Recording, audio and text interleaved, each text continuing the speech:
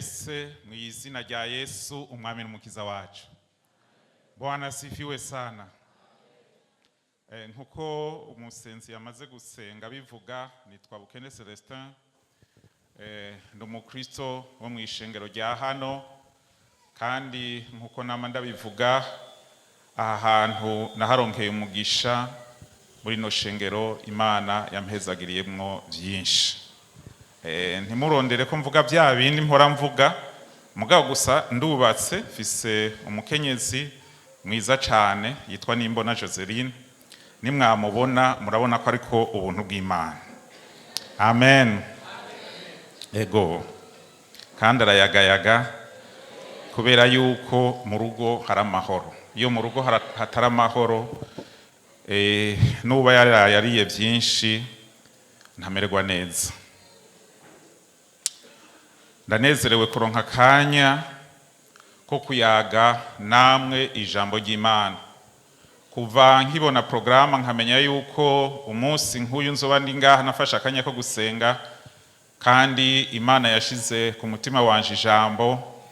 Natangaye nsanze ijambo naronse mu mezi abiri aheze ariko rifatanye n'ibihe ishengero ryacu ririmwo. No kuvuga Imana iradukunda kandi dufitiye urutonde rwiza. Umunsi w'Imana, umukozi w'Imana Barakamfitiye Leopold yaratwigishije amajambo akomeye ko twahamagariwe kwezwa. Aratubwira yuko aratwibutsa amajambo ari mu cete ca mbere ca Petero, uko avuga yuko ngo nkuko yabahamagaye ari yera, ngo namwe mube ariko muba mu ngeso zanyu zose. Twahamagariwe rero kubabera. Twashimana n'amajambo twamaze kumva kuva tugitangura. Umukozi w'Imana ntigacika yatwigishije cyane, aratwibutsa ijambo ko Data na Kristo bariko barakora kugeza n'ubu. Ngo naho uba uri kuracamwo ibyo ucamwo umazemo imyaka, iyo ngendo ubimazemo nigana navyo, ariko ngo kugeza n'ubu Imana iri ku kivi kandi yiteguye kukutugira neza. Imana ishimwe cyane. Ndashimana kandi n'amajambo yagiye araca ngaha, biboneka yuko turi ku murongo umwe. Hariho ijwi ry'usemerera, korale y'abashinga y'abagabo, ijwi ry'usemerera batanguye baturirimbira ngo reka gusinzira, Yesu ari hafi, reka gusinzira. Ngo reka gusinzira no kuvuga ni nkuko bariko barakoma abasinziriye. Hama hari ikibazo batubajije, mugabo baca batubwira ngo twishure, sinzi ko ari wacishuye.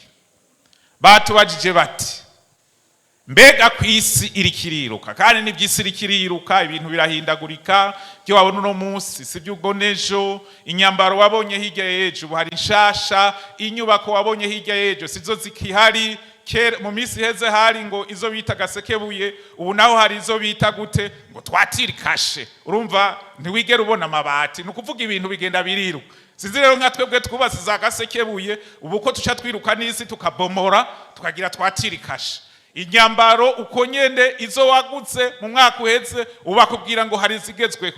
Numva isi rikiriruka, ngo none wewe nawe kuri kuriruka, ngo none hagati yawe nayo, ngo ninde azoshika ubwa mbere, ninde azosiga uwundi. Ngo urarushe nshuti, urarushe. Itunga riraza ukiruka, abagore baraza ukiruka, amazi akaza ukiruka. Baca barangiza bavuga ngo ngwino kwa Yesu, ngwino kwa Yesu, uruhuke, uyuhukire muri Yesu. Korale Himbaza nayo ne yatubwiye amajambo akomeye. Baheraheje bavuga bati abakozi b'Imana bariko baraburira abantu bamwe bakabifata minenerwe, ariko ngo isi igiye gushirana n'ivyayo, ngo ico umuntu abiba nico azimbura. Kandi mu byaciye ngaha, aha yari incamake kugira ngo n'abari basinziriye tubakangure bavyuke. Batwakiriye n'abarongozi, n'uri mu murongozi hariya mu Gisuru. Mwabonye yuko mu Gisuru abantu bariyo basa neza. Ntimwibaze ngo nimwe mumeze neza, mwabonye ingena vyibushe, mwabonye n'umudamu wiwe ingena yagayaga. Rero mu Gisuru hari ibikorwa vy'Imana, kandi hariyo no guhezagirwa no mu buryo bw'umubiri. Twese turi nyuma muzehe uzurutegura ikibanza. uno munsi hari amajambo Imana yashize ku mutima wanje.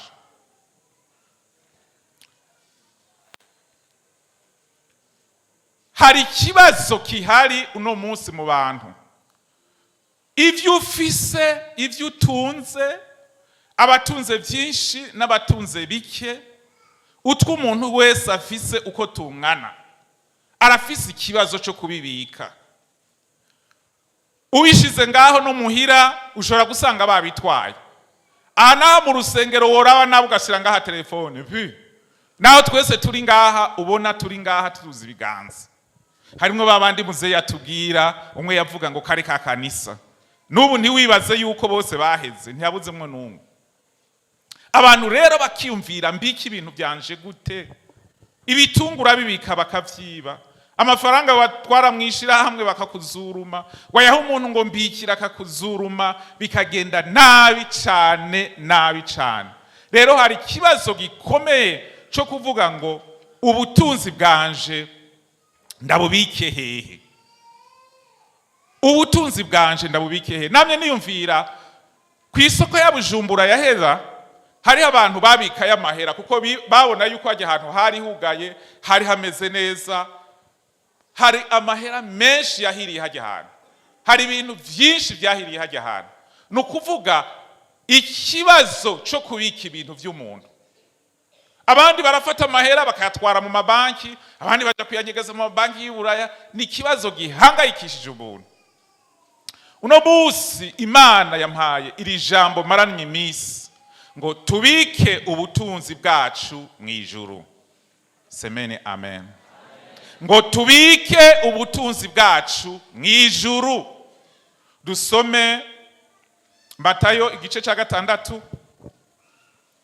Aya majambo n'amajambo nari maze gusoma kenshi, kumbure nawe wari umaze gusoma, ariko igihe nayigako Imana yanyigisheho ibintu bikomeye. Avuga ngo ntimukirundanirize ubutunzi mu isi, aho inyenzi n'ingese bibumara n'ibisuma bikimba bikabwiba, ariko mwirundanirize ubutunzi mu ijuru, ahatari ingese, ahatari inyenzi n'ingese, hatariyo n'ibisuma byimba ngo bibwibe, kuko aho ubutunzi bwawe buri ariho umutima wawe uzoba. Imana iduhezagire cyane. Kubika ubutunzi mu ijuru. Bega ubutunzi ni iki? Iyo tuvuze ubutunzi abantu biyumvira amafaranga. Ni bande batunze? Uvuga ati je ndatunze, ashira urutoki hejuru.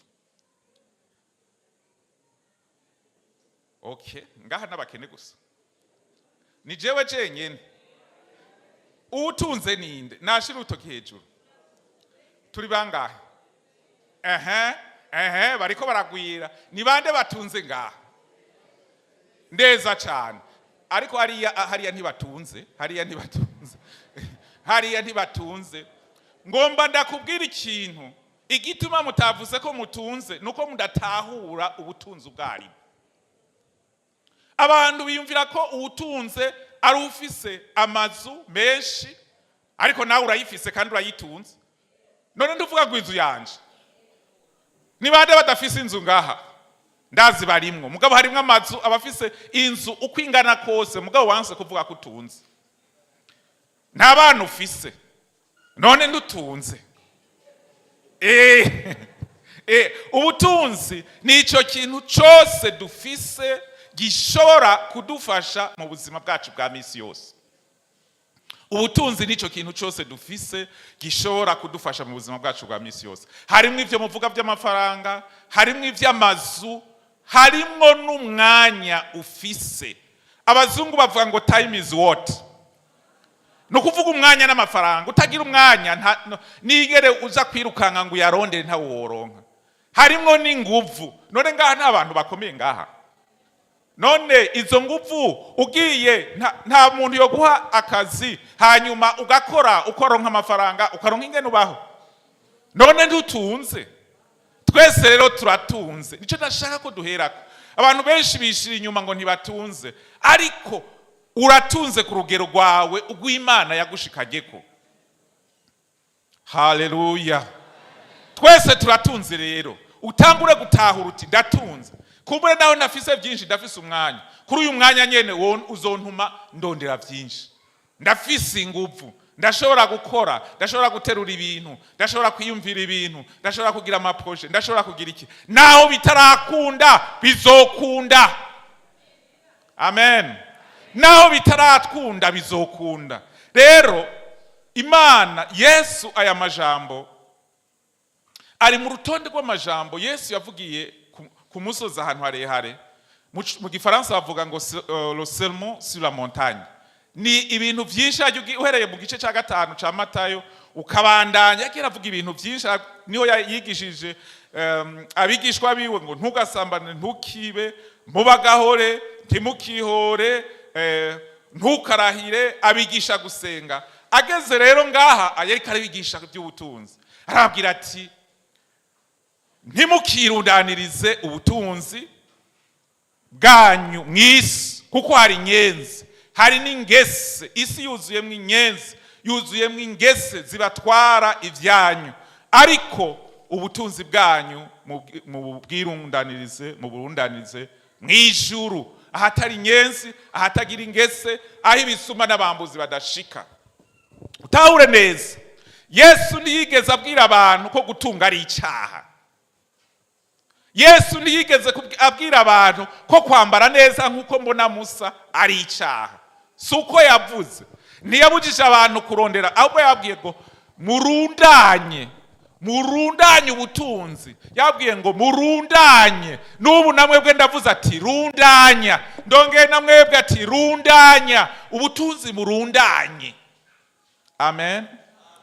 Yavuze ati turundanye. Mugabo hari akabirya yaciye agorekamwo. Turundanirize hehe? Turundanirize mw'ijuru. Ati kuko mw'isi nimwaburundaniriza mw'isi, inyenzi zizoza, ingese zizoza, abambuzi bazoza, abafunga kiwani bazoza, baze abafurugusi baze bamubatware.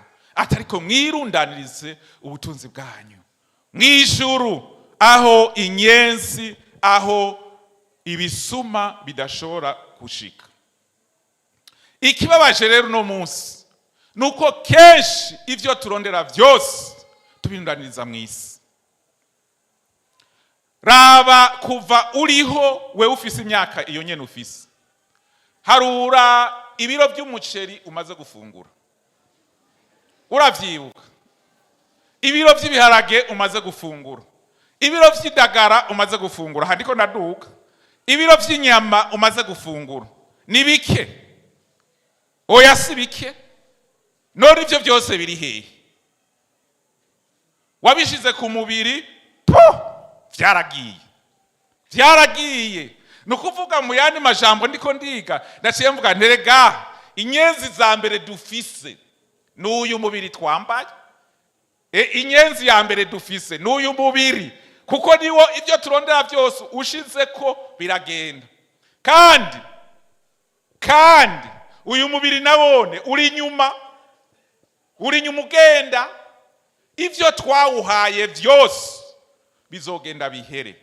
Impuzu nziza izi mbona twambaye, ibifungurwa vyiza byose urabishira umubiri ukawugira neza, ukawugira. Hari ikintu nabonye, abantu benshi mu kuva mw'isi, kiretse ugize accident, igitigiri kinini bapfa bagwaye. Urazoraba hajya ugiye gusezera umuntu muri morgue ari mw'isandugu, urabe ujya muntu ubonye usezeye, ucumugereranya na wa muntu asigaye amazina, sinzi ko ari n'amazina meza, ngo wa mudamu wabona mwiza, ababa bita ngo nikiyangara, sinzi ko ari izina ryiza. Umwe wabona yagayaga atambuka, hari abandi badamu batambuka kubera bayambaye neza, agatambuka kugira abandi bamubone, hafi isi ayinyiganyize. Yemwe mugabo urabe muri ico gihe aba yarononekaye. Nukuvuga vya bindi vyose twawushize ku mubiri, isi yarabitoye, isigaye gutora akanyuma ariyo magufa. nukuvuga ivyo dushiramwo ubutunzi bwacu bwose dushira ku mubiri uriko urawushira ku ngese, uriko urawushira ku nyezi, nta kindi gisigaye atari gukuraho. Nico gituma Yesu aravuga ati ubutunzi bwanyu mumubitse ahadata. Amen. Hari umukozi w'Imana muri no minsi ndiko ndiyumvira ko y'amajambo yanyigishije. Numukozi w'Imana, ni bande bazi umuvuga butumwa wo muri Kongo yitwa Marcelo Tunas? Ni bande bamuzi Marcelo Tunas? Murazi byamushiki? Yabuze umudame wiwe.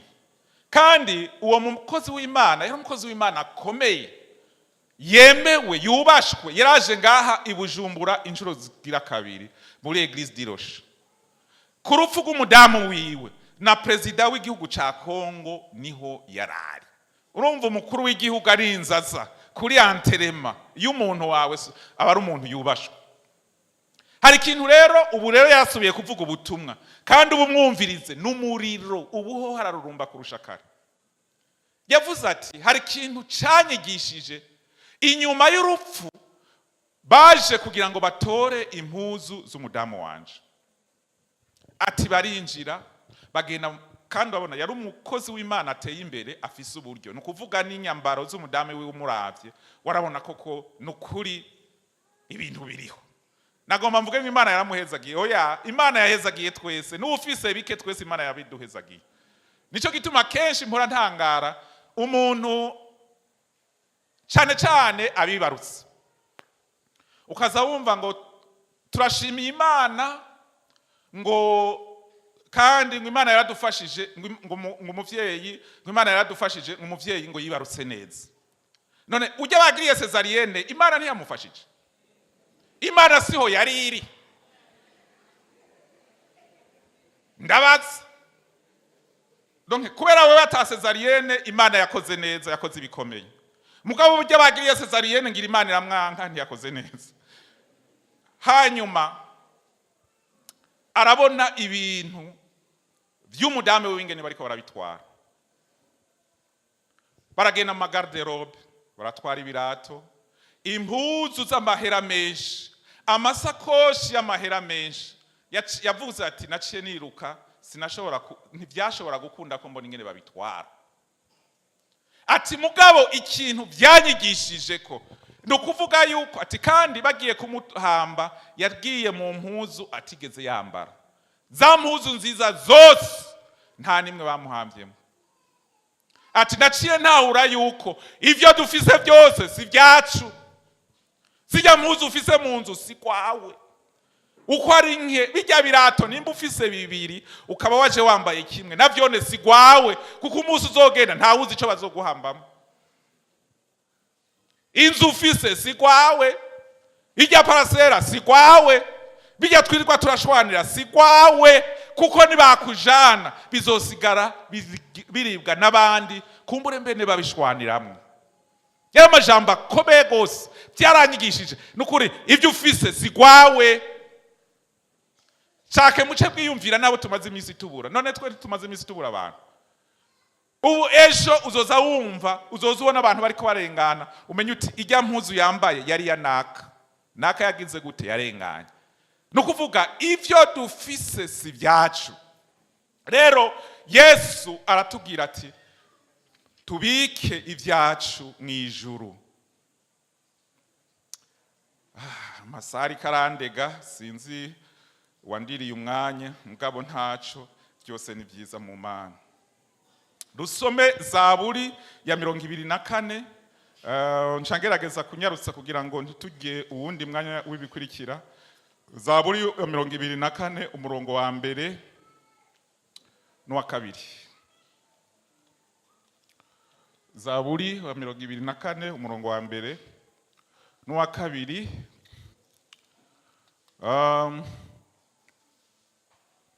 Haravuga ngo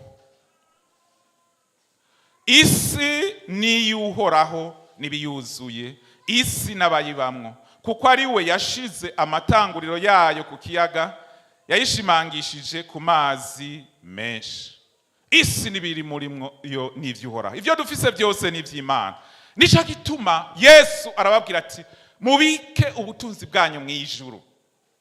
Ikintu ca mbere rero kugira ngo ubike ubutunzi bwawe mw'ijuru nugutahura yuko ivyo ufise byose ari ivy'Imana, atana kimwe wakuye mw'isi kandi ataco uzoyivanamwo. Ko wafunguye ukaburyama ukavyuka nivyo birakwiye, biba bitubumvye. Niko Paulo yanditse mu cete ciwe ca Timoteyo igice ca 6. Kuko ataco twazanye mw'isi, utahure yuko ibiribwo vyose ari ivy'Uhoraho. Hanyuma usomye mu Migani 3 ku murongo w'icenda n'uw'icumi haratubwira ngo twubahishe Uhoraho ivyo dufise byose. Umaze gutahura ko ari ngombwa ngo wubahishe Imana ivyo ufise, uzoba uriko uratahura, uzoba uriko uraza mu nzira yo kubika ivyawe mw'ijuru, kuko ivyo ubitse mw'ijuru nibyo muzohura navyo. Rero none twobika ivyacu mw'ijuru gute? Nico kibazo kihari. Twasiguye ubutunzi bwaribwo, twasiguye neza ko Imana itatubujije kurondera ubutunzi, ahubwo itubwira ngo tuburondere, mugabo hageze kububika tubike mw'ijuru. Hari ibintu nka bine nshaka kuvuga mu kunyarutsa twokoresha kugira ngo tubike ubutunzi bwacu mw'ijuru. Ubwa mbere kugira ngo ubike ubutunzi bwawe mw'ijuru nuko witwararika gukoresha neza ubwo butunzi bwawe.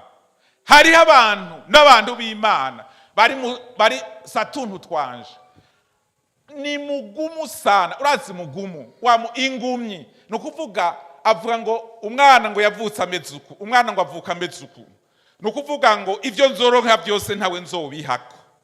Kandi abantu barabaye abagumu ku buryo n'Imana bayigumira batayiha. Abantu n'abagumu kugera kuri urwo rugero.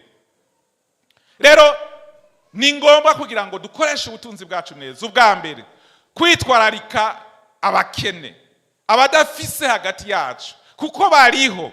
Kwitwararika imfuvyi naho zose zidakenye. Sikuvuga umuntu ko ari imfuvyi zose ntizikenye. Benshi ngaha muri imfuvyi ndabizi. None ubutagira papa na mama si imfuvyi. Mugabo hari imfuvyi zofata izindi. Hari kwitwararika abagowe, abafise ibibazo. Hanyuma no gukoresha ubutunzi bwacu mw'ishengero. Ngoma mpagarare ku bintu bibiri nce ndangiza. Ubwa mbere gukoresha ubutunzi bwacu mu gikorwa c'Imana. Ubwa mbere witwararika abakozi b'Imana bari hagati yacu. Ubundi munsi nariko ndigisha amajambo ahandi hantu ntaho ndababwira. Nimugabo nimba hari uwundi muntu wo muri ryo shengero yari nkaca vyumva, ndababwira ndababaza nti mwebwe ko mukora ni kangahe uriyumvira mugende kuraba umukozi w'Imana umushira isukari? Canke mugenda ku bakozi b'Imana ngo jewe mpa? Ega abakozi b'Imana barafungura. Halo? Abakozi b'Imana barafungura. None ngaha n'abarongozi dufise. Ntibantumye. Mugabo ndiko ndavuga ico Imana yambwiye. None ngaha n'abarongozi dufise. Nijyari muhora mwiyumvira muti jewe reka ko Imana yampezagire kanje kuraba umurongozi kanaka. Wundi munsi twariko turavuga kino kintu baca bambwira uwundi munsi ngo barongozi bo mu kigobe bobo ntaho ntibandanye. Ngo none ngo nkanaka naka ngo none ngo ubona gute? Ngo ntubona ko arabagwiza tunga? Nti bandanye. Naka nawe ngo ya ngo naka nawe basi reka naka na naka ugende kuraba naka. Wowe ni nakuvuga none wowe ni naka ko uwo nakubona we ubona gute? Nafungura nta mujyanga afise. Nimba afise imodoka ubona kari karavuga inywa amazi. Cyangwa zinuka mu gitondo ayisengera kujya sengera ishengero ati Mana ku imodoka itakiri gitoro ndakwinginze ze kuyigendesha. Iraza kugenda cyangwa iramuzimirako. Ega turafise abarongozi bane, turafise n'abandi barongozi babiri babakukuruke ntavyo muzi. None bose murabiyumvirako. Halo? Tube ishengero twiyumvira kuko ubwo butunzi ukoresha muri ubwo buryo nico Yesu yari kavuga yuko uzobukoresha ubutunzi bwawe neza. Icanyuma gukorera Imana, gutanga amahera, gutanga ni pesa, gutanga mu ishengero. Narabajije mu ndwi iheze ndiko ndabaza kugira ngo ndiko ndategura iki cigwa, nasanze mu ishengero mu ikoraniro rya dimanche dutanga ibihumbi hafi amajana 7, kandi turi abantu 1,208. Ndabaza ati none wewe mubibona gute?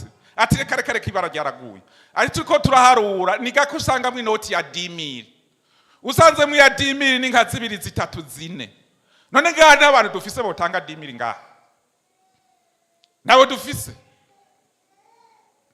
Urumva isukari yaraduze, ibiharage byaraduze, mugabe icaciye kimanuka, nivyo dutanga mu ishengero. Urumva hageze gutanga Imana twayifashe nk'umwana. Uraza afise abana, iyo hageze kugenda ukabona ko umwana hava kugora arira, ucuraba amahera y'imbombo ni sensa, ati genda ugura imbombo mwana. Umwana yayirya akaca aryoherwa, wewe ukaca wibandaniriza. Abantu benshi rero Imana dusigaye tuyifata nk'umwana duha imbombo. Okay Mana, wewe ndazi kudakenye, wewe utunze byose, isi yose ni kwawe, donc rero ndaguha uno muzije nibereye mu madiri menshi, mfise ibiproje byinshi, donc ndaguha 2,000, ibisigaye Mana ndeka nibandanirize. Urumva ni wa mwana wamufasha. Hari amajambo yavuzwe muri Luka 21 ku murongo wa mbere, ingene Yesu yabona abantu bagenda baterera bashikana. Mukabibona umupfakazi, umuntu w'umworo ashikanye utwo yarafise twose, uwo ndiwe yashimiye. We utanga ajya utanga, Imana irakubona. Uwo munsi nariko ndagisha ico cigwa, njampamagara abantu ndababwira nifata udupapuro mbwira yo mutanga, sindakubwiye ngo wandike ku izina. Twese hamwe nabo twaramamaye, ugasanga umuntu nishengero ry'iwacu bakora nko kuki wacu, ku meza y'umwami atanga 5, mwikoraniro rya bose 5, nukuvuga dimanche yose 1,000. Umva nta nifanta irimwo ahaye Imana iyo dimanche. Turi kumwe nta fanta irimwo. Dimanche zine ni 4,000. Ubu na essence ndi woyironga. Nagomba mbwire bene data, umumwe wese urabe ingene utangira Imana, kuko ivyo utanga nyene niho tuzobisanga mu ijuru. Ngaha tuvugana ukuri, nararavye chaque dimanche hinjira imiduga ingahe. No kuvuga nimba ufise umuduga ukwega igitoro kujya ugikwega, hama dimanche ntihagire na 15,000 imwe canke 20 utanga, umenye yuko uri kurajyajyanya Imana. Ahanda bivuga nihereyeko abayifise abandi murafise amafere, abadandaza mu isoko, lendi uratanga ikibuguru, mardi ugatanga ikibuguru, mercredi ugatanga ikibuguru, hagera dimanche ugatangura guharura yutanga. Mugabo mu isoko ujya muntu azanye igipapuro avuga ati leta pareta muramo. Ni ngombwa rero nk'ishengero duhinduke. Je nabwiye wari kabimbwira, nabwiye nti niburi dimanche imwe twebwe mu kigobe twotanga nk'1,500,000. Kandi ibi ndaryohewe ko ndabivuze mu gihe turimwo nk'igihugu, mu gihe cy'ubukene budasanzwe. Nta kinyafise byo kukibabwira kuko Imana yabimbwiye ngo ndabibabwira ukunyene. Twese turaba byose twahejeje, n'abana bacu ba Sunday school uraraba watumye byose ukacumuha desa ngo genda uratanga, uriko uramwigisha nabi. Tugiye gusenga Imana. Nari kuvuga byinshi mbwa amasaha nayo muratsi nge nameze amasaha yacu. Nimba ijya saha iri ku gihe murabona ko twamaze gutwara umwanya utari muke. Tugiye gusenga Imana. Aya majambo tuyumvise mu gihe kidasanzwe, mu gihe nk'ishengero tugomba kwinjira urushengero rusasha. Dimanche niho tuzinjira. Mwari muzi ko tuzinjira dimanche. Dimanche niho tuzinjira kuko niho tuzotangura kuhasengera. Rero ndashima Imana impaye iri jambo, nabonye nti Imana yashase gutegura ishengero ryayo. Rujya rushengero ruzorusaba uburyo bwinshi. Ubwo uzohasengera dimanche uzovuga uti Mana uzumfashe kugira ngo ivyanje ndabibika ahantu. turiko turagira inama, hariho umwe yavuze ati basha uru rushengero ngira tuzogubaka nko mu myaka 10. Umwe ati ivyari byo byose jewe sinzoba ndimwo, timubazo kwinjira sinzoba ndimwo. Uwundi ati ye atoya ati naje uko niyumva amagara ati sinzi ko nzozosengeramo. Abo Imana izoba yarimbuye arabato arabakuze ntabo tuzi. Mugabo ukashikaho ivyo uzotangira Imana kuri urya rusengero uzoba uri kurabibitsa mu ijuru. Amen. Twitegure guhinduka. Nakwifuza yuko guhera mu kanya gakurikira nitwagera gutanga ku meza y'umwami duhinduke. Watanga sensa tanga 1000. Sishaka kuvuga kuri bajya taco baronka. Kuko we utacuronka Imana irazi gituma tacuraronka kandi agukunda uko nyene uri. We utanga sensa kuko barambwiye ngaha mu kigobe nta utanga munsi ya sensa. Icompi yo sensa nayo nikavamwe. Akaba watanga sensa ugatanga 1000. Mugabo ukaba utanga sensa Imana ibibona ko arayo nyene. Ntiwigore Imana irakubona mu mutima. Nagomba rero dufata akanya ko kwisengera kugira ngo Imana idutegure muri iki gikorwa, itubwira twumve yuko dukwiye kugira iyindi ntambwe yo kubika ubutunzi bwacu mu ijuru.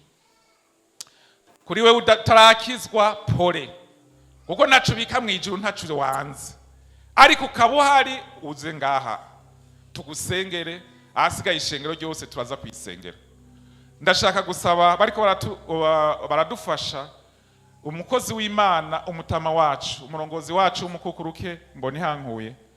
Hariho igituma niyumviye ko ari we yosengerera ijambo. Ni ca kindi umukozi w'Imana yaciye avuga.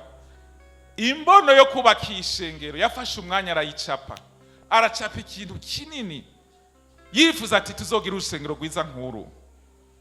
Sonorisation imeze neza. Tuzoshiramwo climatisation n'ibindi. None nagomba ashike hano hama ishengero ryose tuje guhaguruka. Murashobora kuririmba. Tuze guhaguruka kugira ngo badusengere twese, twisengere kugira ngo Imana idushikane ku rundi rugezo rwo kubika ubutunzi bwacu bw'ijuru, atari kurubika muri vya bindi dukora. Namye nikumvira ndiko ndiyumvira amajambo, nariko ndiyumvira kantu noba nasinvye, umva nasinvye byinshi. Muri bright shower nta rumwe atanga sense. Baby shower nta rumwe atanga sense. Mugabo mwishengero sense uzisanga. Gusa abasore namwe muraze mwiyumvire kugira ngo muze muragira abasore shower kugira ngo mwiyumvire kuri bagenzi bahe. Nuko murakoze. Karibu numva no vuga iki kintu Imana yacinyigishije go cyane.